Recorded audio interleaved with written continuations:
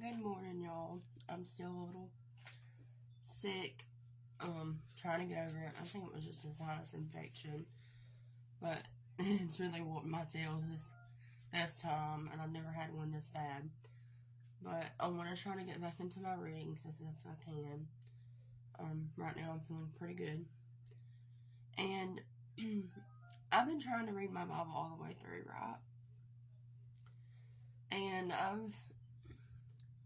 a lot of people pick it up, put it back down because they can't understand or um, they think it's boring or something like that. But I had read all the way from Matthew to I read Matthew, Mark, Luke, and John. Then I read Revelation. Then I read a couple other chapters, and I read all the way Genesis to 2 Kings, I believe. And then Second Kings. And then I kept getting led back to this one chapter in the Bible as I keep praying. I kept getting led back to Isaiah and Proverbs. So basically now where I'm reading is 2 Kings, Proverbs, and Revelation. And I've read Ruth. That's why I'm doing the Bible study on Ruth, and that's what we're going to do this morning. But I just wanted to share a little bit of that because that's where I've been. So I've been reading Isaiah, Proverbs, and 2 Kings. Finished up 1 Kings the other night, I believe.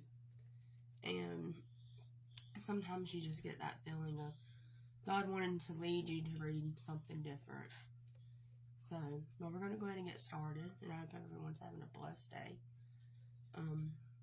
I may have to holler at my little dog because he's running around this morning, but he's basically a good dog too. But him and my cat gets into fights sometimes. So, and he's old, so I have to holler at him for getting onto my cat because Thomas is like 19 years old. So, but anyways, let's go ahead and get started with our devotional this morning. Day 2, get to the root. Our quoting verse for the day is, guard your heart above all else, for it is the source of life. Proverbs 4:23. For the past few days, around 3 p.m. in the afternoon, I have felt like I could literally fall asleep anywhere, anytime. In fact, yesterday I did. I laid down on the couch just for a few minutes, so I could get some energy back up and end up asleep for 30 minutes. And this is very out of character, and I started to get concerned something was wrong with me. I prayed for the sense of exhaustion to leave me. I read Bible verses on strength. I even changed my diet to make sure it wasn't something I was eating. When all that failed, I started drinking coffee in the morning. That didn't help either. This morning I sat down and thought through everything I had done this past week. I started to wonder if something had changed with the allergy medicine I took every year. There's a certain brand of allergy medicine claims to be 24-hour non-drowsy. But as I googled it, I realized others had the same complaint. Something had changed with their ingredients. Many others was feeling the sluggish afternoon vibe too. I stopped taking the medicine and instantly felt better. As we continue to live out this fourth habit of giving others what we need, we have to get down to the root of the issues. I wish this process could be easy as to stop taking a medicine to instantly feel better. But it's often not. Here's what I've learned about roots. They tend to run deep. Yes, they do.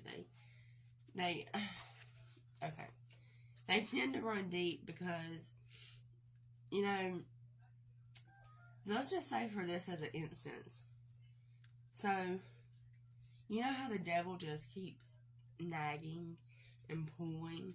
His roots run deep too. But you can change that one because all you got to do is look up to Jesus and tell him, in Jesus' name, Satan, flee. And it will. He will flee. But, you have say it this way.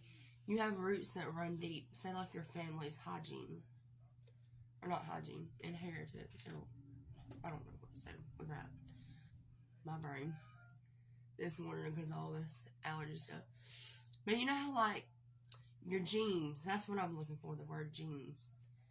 How they have if they have heart disease or if they have lung disease or anything like that, it's because as the roots are deep they run deep because it's in your blood, it's in your genes. You know what I'm saying? So it's hard sometimes because sometimes you can't change that. You know what I'm saying? So let's get back to it. It will almost be impossible for us to learn to give to others what we need if we don't work through the issues that keep us from being emotionally generous. I'm seeing Naomi, who was able to work through her bitterness issues with God, at a place where she is finally able to give Ruth what she needs: instruction. Wash, put on perfumed oil, and wear your best clothes. Go down to the threshing floor, but don't let the man know you are there until he has finished eating and drinking.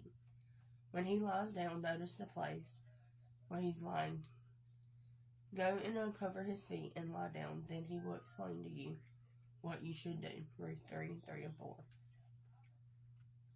What 3 things does Naomi instruct Ruth to go to prepare herself to enter into this conversation with Boaz? And you can do it if you want to. You don't have to. It's 1, 2, and 3. Where does Naomi instruct Ruth to go? A threshing floor, right? Oh, here it is. Never mind. Go back to the first question first. Put on perfumed oil. Wear your best clothes. And go down to the threshing floor, right? That would be 3. And then where does Naomi instruct Ruth to go? The field, the threshing floor, or the celebration party? She said the threshing floor, right? How do you think Ruth felt about this?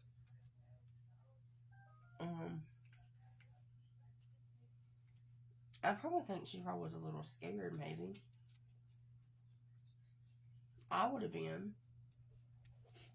Especially when somebody's asleep, uncovering their feet. Nowadays, I don't know, back in Bible days it might would have been different, but that would have been scary for me. Of the many thoughts Ruth must have been having at this moment. What would she wear? What was the smell of Boaz like? What would you say? What I love the most about this is that Ruth was at a place in her soul where she was able to receive the instruction Naomi was offering her. How can you apply Ruth's teachable spirit to a situation you want to give up on? I don't know if I can make it. What is the instruction God gives us in our quick quitting verse? Proverbs 4:23. I find myself needing to guard my heart in this area of social media. It can be really easy to look at the highlights of everyone else's life, think that my life is just plain sad. So I've allowed myself to know some more of the authentic moments in my life. You know, those Pinterest projects that don't turn out just right, or the mishaps that happen along the way that I've learned to let at.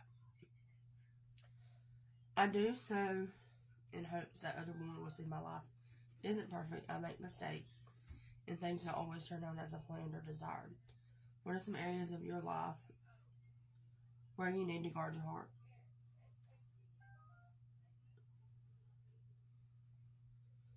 In order to give others what we need, we have to know how to protect our hearts from the things we don't need. If looking at someone else's feed on Facebook makes my heart unwell, I don't need that.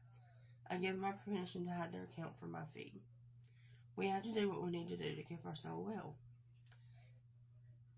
Then we will be able to, at this place where we are finding Naomi, with the ability to give others kindness, gentleness, wisdom, and peace. What specifically do you need to give yourself permission to do in order to guard your heart? Ruth needs a husband. Naomi sees this need. They are both able to give and receive what they need because they have learned to guard their hearts as we learn to guard our hearts from the things we don't need. We will be able to give other things that we do need. And that's all for today. And I think I have a little bit of time. And see, like with that, Thomas, they're learning what they have to do in order to what. See, she's learning what Ruth needs to be able to give Naomi. Because, see, at first, she wanted them to leave her and to go on their own. But then, I think, if I remember right, it was Naomi that said, no, we're not leaving you. And they didn't. They stayed with her. And now they've learned that they can be okay together. And stuff like that. And that's what really makes it really happened is